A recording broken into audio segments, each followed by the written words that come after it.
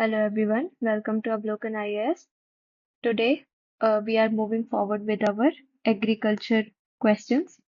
ठीक है तो पिछले सेक्शन में हमने 2021 तक के क्वेश्चंस कवर किए थे कुछ और 2021 के शायद एक और क्वेश्चन बाकी है that we will be covering here और इसके बाद बाकी क्वेश्चंस विल सी ओके हमेशा की तरह ये video will consist of 5 to 6 questions with detailed examination of every option and knowledge base पे कैसे करना है क्या इंपॉर्टेंट है क्या और पढ़ना पड़ेगा सब हम इसमें डिस्कस करेंगे okay so how is permaculture farming different from conventional chemical farming ठीक है पर्माकल्चर और कन्वेंशनल केमिकल फार्मिंग के बीच में डिफरेंस बेसिकली पूछा गया है permaculture farming discourages monoculture practices but in conventional chemical farming monoculture practices are dominant so that is true ठीक है कन्वेंशनल फार्मिंग में हम देखते हैं एक ही टाइप की क्रॉप उगाते हैं ढेर सारा फर्टिलाइजर यूज करते हैं बट पर्माकल्चर में ऐसा नहीं होता ठीक है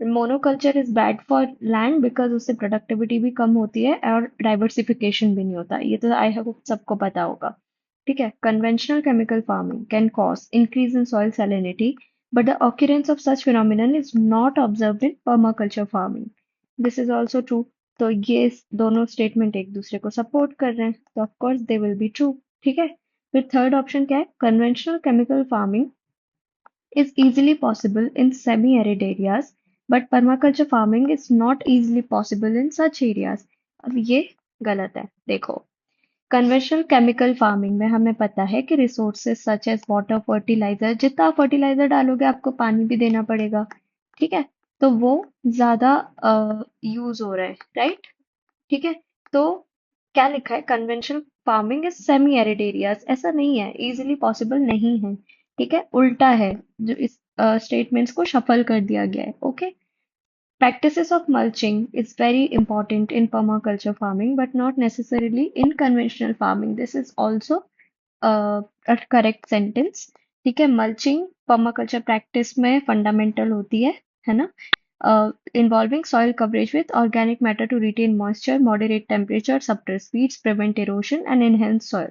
इसलिए mulching important है अब ये जो कुछ कुछ टर्म्स हैं जैसे mulching और टिलिंग इसका देख लेना mulching is positive tilling is negative ठीक है ये देख लेना आप और डिफरेंस जो भी हो इसमें समझ लेना कि क्या है ओके और पर्माकल्चर फार्मिंग के बारे में भी देख लेना सो हमारा आंसर क्या होगा थर्ड गलत है स्टेटमेंट है ना और सही स्टेटमेंट कौन कौन से हैं इसमें 1 2 and 4 तो आंसर हो गया बी इजी ठीक है नेक्स्ट क्वेश्चन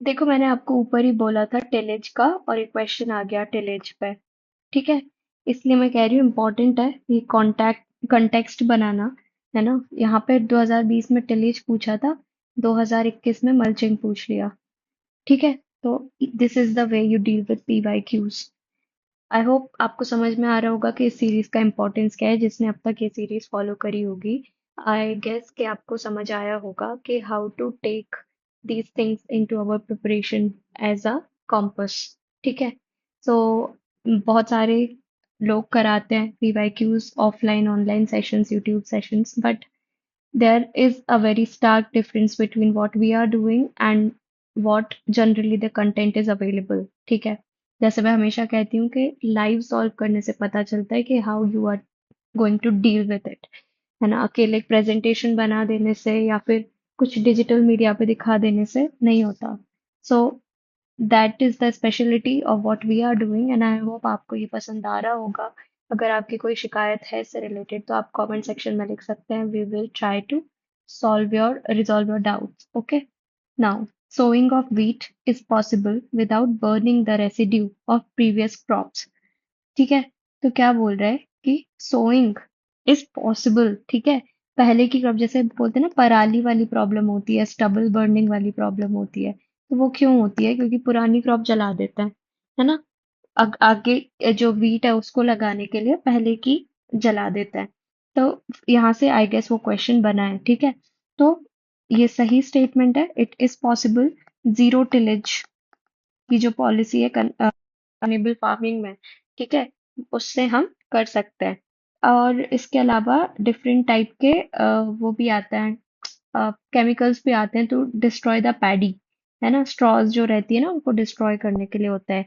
तो a method like happy seeder aids in sowing seeds directly into the untilled soil without the need to burn the crop residue. ठीक है, समझ में आया? फर्स्ट इज ट्रू, तो ये वाला स्टेटमेंट हमारा गलत हो गया। स्टेटमेंट नहीं, सॉरी, ये वाला थर्ड वाला गलत हो जाएगा ऑप्शन।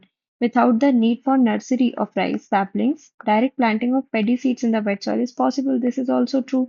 ठीक है, जो डीएसआर टेक्निक हम पढ़ते आ रहे हैं उसका ये क्वेश्चन है। ठीक है, डायरेक्ट सीडिंग ऑफ राइस, इससे क्या होगा, सॉइल मॉइस्चर सही रहेगा, वीट सप्रेशन सही रहेगा और ओवरऑल एफिशिएंसी बढ़ेगी, तो सेकंड इज ऑल्सो ट्रू। ठीक है, सेकंड वैसे भी ट्रू ही है, ये आपको दिख रहा होगा। Carbon sequestration in the soil is possible. Of course it is possible. ठीक है, अब वैसे भी अगर ये पॉसिबिलिटी वाले क्वेश्चंस आए तो generally they are true, because science और टेक के हिसाब से सब कुछ पॉसिबल है। अब जैसे मैं कल एक आर्टिकल पढ़ रही थी in Philadelphia, okay, there was a surgery, open heart surgery performed on the unborn infant. I think वो 7th या 8th मंथ में होगा, the mother was in the gestation period, and in that womb में open heart surgery हो गई। मतलब isn't it, मतलब चमत्कार नहीं है तो क्या है? I don't understand. कितनी पॉसिबिलिटीज है, इनॉर्मस पॉसिबिलिटीज, आज जो नहीं हो पा रहा वो कल हो रहा है। तो जहां पॉसिबिलिटीज की बात हो तो दैट इज ट्रू। ठीक है, ये सब चीजें थोड़ा सोच समझ के देख लेना है आपको। Okay, now What are the advantages of fertigation in agriculture? Fertigation, ठीक है, डिफरेंट टाइप ऑफ प्रोसेसेस और टेक्निक पूछ रहे हैं वो आपसे ओवर द इयर्स, समझ में आ रहा होगा कैसे देख के। ठीक है, तो fertigation, controlling the alkalinity of irrigation water is possible. Of course it is true. अब fertigation बेसिकली होता क्या है? फर्टिगेशन से वाटर सॉल्यूबल फर्टिलाइजर को इंजेक्ट करते हैं सॉइल में, and water enhancement through irrigation. ठीक है, दैट इज फर्टिगेशन। जैसे कमर्शियल एग्रीकल्चर होता है, हॉर्टिकल्चर, लैंडस्केपिंग, है ना, तो इन सब में ये ज्यादा एडवांटेजियस रहता है, तो this is fertigation for you. Okay, first is true, उसका रीजन ही यही है, मतलब हम जैसे किसी चीज से इंजेक्ट कर रहे हैं वाटर सॉइल में, तो जो एल्कलिनिटी है वो कंट्रोल होगी। True. Efficient application of rock phosphate and all other phosphatic fertiliser is possible. अब सुनो, जो रॉक फॉस्फेट फर्टिलाइजर है वो बेसिकली इनसॉल्यूबल होते हैं। ठीक है, और वो फर्टिगेशन के लिए नहीं है। अब मैंने क्या आपको बोला कि जो सॉल्यूबल फर्टिलाइजर्स हैं, ठीक है, उसको हम सॉइल में इंजेक्ट करते हैं, but rock phosphate is insoluble. ठीक है, तो इसीलिए ये गलत हो जाएगा, सेकंड गलत हो गया और आपका आंसर आ गया। ठीक है, अब एक और चीज, जैसे मैंने आपको ऊपर बताया था कि जो पॉजिटिव स्टेटमेंट है बेसिकली पॉसिबिलिटीज दिखा रहा है। ठीक है, ये पॉसिबल, आपको उसको अपने हिसाब से टैकल करना है। अब ऐसा नहीं कि ब्लाइंड पॉसिबल लिखा है तो लगा दो, ऐसा नहीं है। ठीक है, फर्टिगेशन के बेसिक जो इंपॉर्टेंट पॉइंट है दैट इज सॉल्यूबल, लेकिन रॉक फॉस्फेट इनसॉल्यूबल है, इसीलिए यहाँ पर डाला गया है to blindside you. Okay, तो ये सब चीजें ध्यान में रख के करना है। Increased availability of nutrients to plant is possible, of course true. Reduction in the leaching of chemical nutrients is possible. ठीक है, of course true. अब एक और चीज, जैसे जिसको नहीं पता कि रॉक फॉस्फेट यहाँ ऐसा दिया गया है तो ये सही होगा या गलत, तो एक बात सोचो।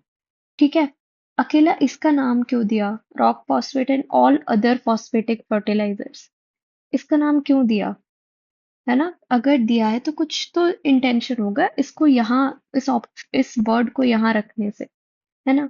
तो हमें इस चीज को देख के चलना है। और आपको ये भी दिख रहा होगा कि 4 स्टेटमेंट है, लेकिन यहाँ पर सिर्फ 3 स्टेटमेंट दिए गए हैं, मतलब इनमें से कोई एक अगर आपको यहाँ से हटाना है तो आप समझो ना कि सेकंड वाला ही सबसे ज्यादा फैक्चुअल है, तो इसमें गलती दे सकते हैं वो। आई बात समझ में?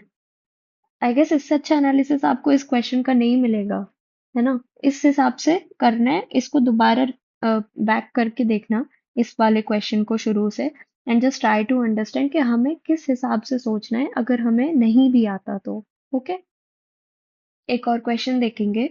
इन the context of India which of the following are considered to be practice of eco friendly agriculture.